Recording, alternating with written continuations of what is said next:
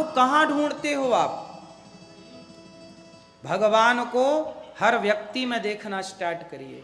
इसलिए किसी का दिल मत दुखाइए, क्योंकि ये समझिए कि हर व्यक्ति में ईश्वर समाये हैं।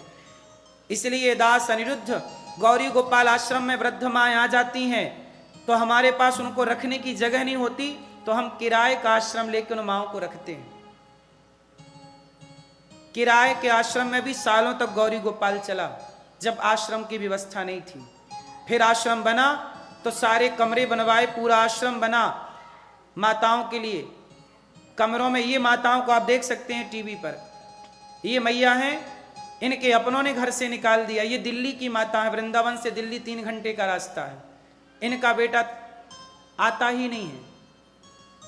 अब इनकी आखिरी सांसें ही चल रही हैं, बहुत वृद्ध हो गई हैं, और ये साल 2 साल, अधिक से अधिक 3 साल और क्या।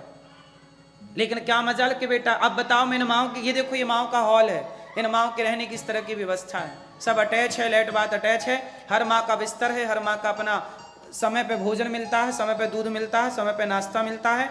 अब बताइए मैं इन माओं को फुटपाथ से उठा के ले आता हूँ, कई बार मुझे फुटपाथ पे मिल जाती हैं, फुटपाथ से ले आता हूँ। जरूरतमंद जहां मिल जाए, कोई बेटा अपनी माँ को छोड़ के चला जाता है, मैं उनके पांव दबाता हूँ। बताइए इन माओं की सेवा करना धर्म है या अधर्म है?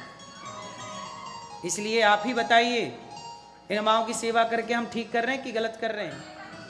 इन माओं के चरण जब हम दबाते हैं तो हमें यही लगता है कि हम माओं के पांव नहीं, भगवान के पांव दबा रहे हैं, क्योंकि ये रूप ईश्वर का ही है।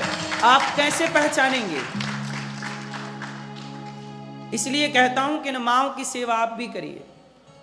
मैं आप लोगों से भिक्षा मांग मांग करके ना ऐसी 309 माओं की सेवा करता हूं। आपके बीच में आया हूं तो केवल इसलिए कि इन माओं के लिए 2 रोटी कमा के ले जाऊंगा और माओं की सेवा करूंगा, क्योंकि इन माओं के लिए रोटी तो चाहिए। अब आप सोचिए, आपके परिवार में कितने लोग हैं? 5 लोग होंगे, 6 लोग होंगे, 7 लोग होंगे। आप पूरी जिंदगी 5 लोगों के लिए कमाते हैं, आप पूरी जिंदगी ज्यादा से ज्यादा 10 लोगों के लिए कमाते होंगे, हाँ या ना? लेकिन ये दास अनिरुद्ध, हमें कमाना पड़ता है इन माओं के लिए। 300 वृद्ध माएँ हैं, 309 इन माओं के पांव। अब सोचिए, मैं इन माओं के पांव दबाता हूं, इनके आंसू पहुंचता हूं, उनको इनके लिए दिन रात काम करता हूं। इस काम को लोग नहीं देखते और लोग कहते हैं अनिरुद्धाचार्य को फांसी दे दो, क्योंकि वो नारियों का अपमान करता है। कपड़े पहनने का बोल दिए तो अपमान हो गया। लोगों को ये आंखें नहीं थी जब ये सेवा चल रही थी गौरी गोपाल में। कोई ये कहने तो नहीं आया कि लो भैया हमारी तरफ से भी आज माओं को भोजन करा देना। साथ देने नहीं आए, गाली देने आ गए, धरना प्रदर्शन देने आ गए, पुतला जला दिया मेरा। साथ देने कौन? पूछो इन पुतला जलाने वालों से कि गौरी गोपाल में कभी रोटी लेके आए कि आज हमारी तरफ की रोटी माताओं को खिला देना। रोटी देने वाले नहीं है साहब, गाली देने वाले ढेर हैं। और इतनी गालियां खाने के बाद भी मैं आप लोगों से रोटी की उम्मीद करता हूं कि आप इन माओं को रोटी देंगे। आज के युग में सबसे कठिन काम यही है। बुरा करेगा कोई, उसे कोई कुछ ना बोलेगा। मैं कैसे कैसे रोटी कमाता हूं, कैसे कैसे काम करता हूं, आप बताइए। इन 300 माताओं के अतिरिक्त 150 बच्चे हैं गौरी गोपाल में। इन माओं को उठा के मैं जितना बन पड़ता है अच्छी से अच्छी सेवा करता हूं।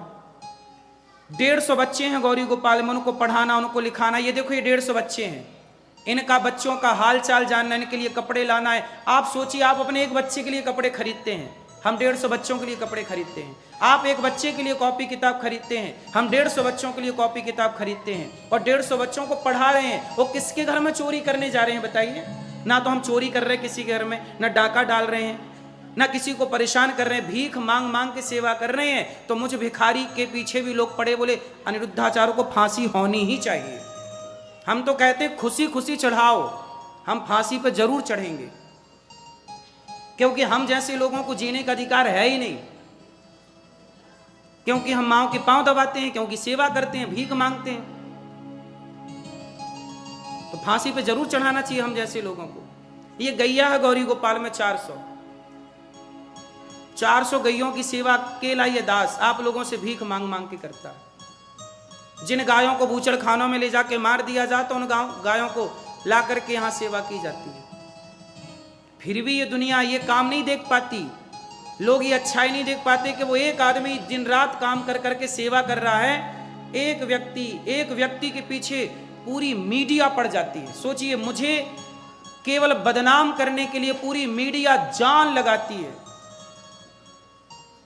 सोचिए, मैं तो एक मीडिया, आजकल मीडिया इतना बड़ा है ना, मीडिया, मैं तो मीडिया के आगे तिनका हूं, तिनका। कब ये मीडिया मुझे मसल के चली जाए कोई नहीं जानता, लेकिन मुझे मसल के भी क्या पाओगे। मैं चाहता हूं कि मैं एक स्कूल बनाऊं। अब देखो, ये हजारों संत भोजन करते हैं गौरी गोपाल में, इन संतों को रोटी देने ना आएंगे, अनिरुद्धाचार्य के पुतले जरूर जलाएंगे, मेरे ऊपर FIR दर्ज करेंगे, चलो अनिरुद्धाचार्य को जेल में डालते हैं, अनिरुद्धाचार्य को गाली देते हैं। लोग बोले कि अनिरुद्धाचार्य को जूते मारो। क्यों जूते मारो? क्योंकि वो भीख मांग के सेवा कर रहा है। पूछो इन लोगों से कि मैंने तुम्हारे से क्या लिया है और तुमने दिया क्या है। गाली देना कितना आसान है ना मेरी मां,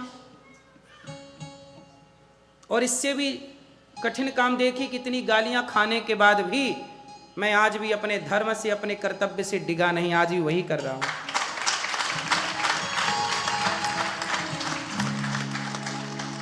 मेरी जगह कोई और होता तो आत्महत्या कर लेता। आप लोग कहती हो ना मैया कि हम सबके साथ भला करते, हमारे साथ बुरा क्यों होता है? इसका उदाहरण तो मैं ही हूं। मैं कौन सा बुरा कर रहा हूं? कोई व्यक्ति नहीं कह सकता कि मैंने किसी के साथ बुरा किया है। कोई व्यक्ति नहीं कह सकता कि मैं किसी का 1 रुपए खाया हूं। किसी के साथ मैं चींटी भी नहीं मारता, मुझे डर लगता है, क्यों मारूं? आप बताइए कि मेरे पहले भी आपने किसी को इस तरह से माताओं के पांव दबाते देखे हैं? अपनी मां के तो सब पांव दबा सकते हैं, गैरों की मां के पांव आज तक किसको देखा आपने दबाते? केवल ये दास अनिरुद्ध दबाता है सब मां के पांव।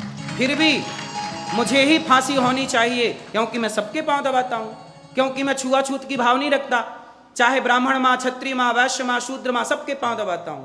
जो जातवाद का जहर घोल रहे हैं उनको फांसी नहीं होनी चाहिए, लेकिन जो जातवाद मिटा के हर मां की सेवा एक भाव से कर रहा, उस अनिरुद्धाचार्य को जरूर फांसी होना चाहिए।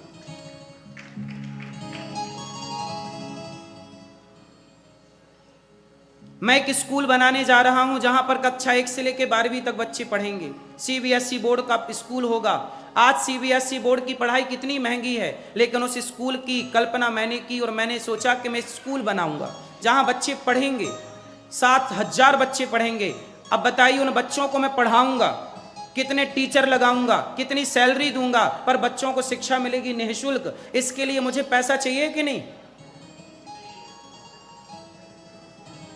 लोग ये काम नहीं देखते कि वो एक आदमी कर क्या रहा है समाज के लिए। हमें क्या जरूरत है सब करने की, बताओ?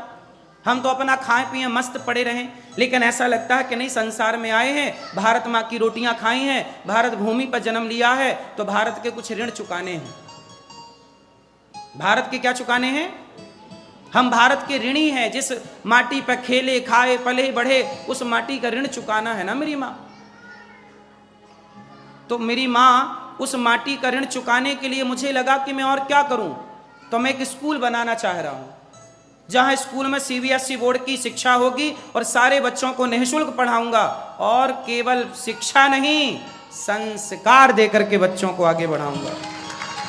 और आप अमेरिका, लंदन, जापान, पेरिस के लोग भी अपने बच्चों को गर्मियों की 1 महीने की छुट्टी में वहां भेजकर मेरे पास भेज सकते हैं। उन बच्चों को मैं 1 महीने की कोचिंग देके आपके सनातन धर्म के संस्कार 1 महीने में देके। ये बताओ, जो मैं सोच रहा हूं गलत सोच रहा हूं? मैं अपने लिए सोच रहा हूं? ऐसे में कौन सोचेगा जब इतना करने के बाद भी लोगों को गाली ही देना है। एक महिला मेरे से बोली कि देशद्रोही है, मेरे को बोले अनिरुद्धाचार्य ने ऐसा बोला, ये देशद्रोही है, इसे जूते मारना चाहिए, इसे फांसी देना चाहिए। इतना हम क्यों सुन रहे हैं? केवल इसलिए कि समाज की सेवा हो रही है तो होती रहे।